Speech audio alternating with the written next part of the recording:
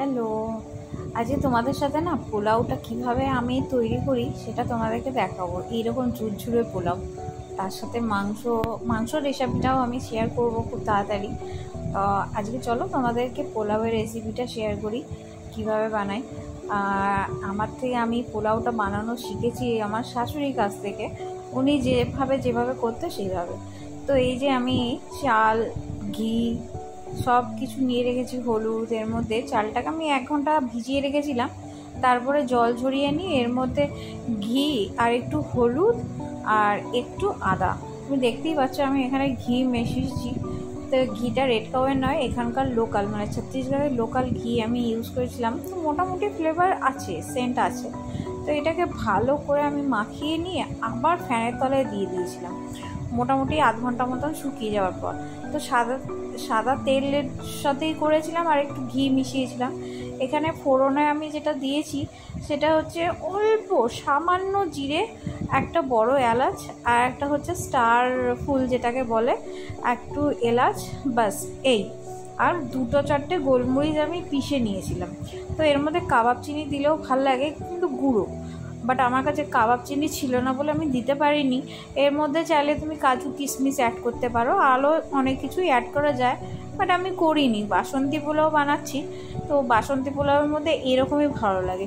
তো চালটাকে একদম যত ভালোভাবে ভাজতে পারবে ভেজে নেবে, কারণ চাল ভাজার উপরে কিন্তু পোলাওয়ের ঝরঝরে ভাবটা ডিপেন্ড করে, যেটা আমার শাশুড়ি বলেছিল। তো এরকমভাবেই আমি বাসন্তী পোলাওটা বানিয়ে থাকি। তো যেই পরিমাণে আমার এই গ্লাসের পরিমাণে আমি চাল নিয়েছিলাম, তো সেই গ্লাসের পরিমাণে 2 গ্লাস আমি জল দেবো। তো 1 গ্লাস জল দিয়েছি, আবার বাকি 1 গ্লাস জল দিয়েছি। ভালো করে ভাজা হয়ে যাওয়ার পরেই আমি দিয়েছিলাম, আর নুন তখনই আমি দিয়ে দিয়েছিলাম। তো এরপর এই যে ভালো করে নাড়িয়ে নিয়ে ঢাকা দিয়ে দেবো। তো ঢাকা দিয়ে দিলে তোমার জলটাও আস্তে আস্তে, আর এটা একদম লো ফ্লেমে তোমাকে করতে হবে, যেহেতু আমি হিটারে করছি। তো আমাদের কম আছে যে হিটারটা, সেখানেই করেছি। আমি ঢাকা দিয়ে দিয়েছিলাম। তো দেখো ঠিক এই রকম জল ঝরে গিয়ে ভাতও সেদ্ধ হয়ে গেছে। এরপর আমি চিনি মিশিয়ে দেবো। দেখো আমি চিনি দিয়ে দিয়েছি পরিমাণ মতন, মিষ্টি যে যেরকম খায়। তবে বাসন্তী পোলাওতে একটু মিষ্টি হয়, তো আমার সেদিনকে মিষ্টিটা একটু বেশি হয়ে গেছিলো আমার যেটা মনে হলো।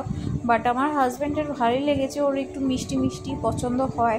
তো জিরেটাও অ্যাভয়েড করতে পারো, এখানে তুমি কাঁচা লঙ্কা দিতে পারো, বাট আমি দিইনি কাঁচা লঙ্কা, কারণ আমি চিকেনটা একটু বেশি ঝাল দিয়েই করেছিলাম বলে আর কাঁচা লঙ্কা অ্যাড করিনি। করা যায়, না দিলেও হয়। তো এর মধ্যে যদি পারো তোমরা এর মধ্যে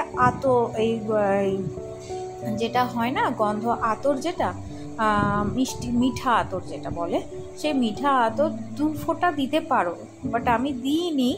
চাইলে দেওয়া যায় 1-2 ফোঁটা, ভালো লাগে খেতে, কারণ বাসন্তী পোলাও থেকে না এই গন্ধটাও আসে। তো দেখো আমার ভাতটা কিন্তু চিনি দেওয়ার পর আমি ভাতটা আরও কমিয়ে রেখে দিয়েছিলাম, তখন আমার হিটারটা বন্ধই করে দিয়েছিলাম। তো আমার হিটেই হয়ে গেছে ভাতটা, তাও আরও জলটা আরও টানবে। জলটা যত টানবে তারপরে কিন্তু এই ভাতটা একদম ঝুড়ো ঝুড়ো হয়ে যাবে। ভাতটা সুন্দর হয়ে গেছে। তো ভাতটা নিয়ে হাতে নিলে বোঝা যাবে। এই যে দেখো হাত, দেখতে পাচ্ছ একদম সুন্দর হয়েছে। চলো টাটা।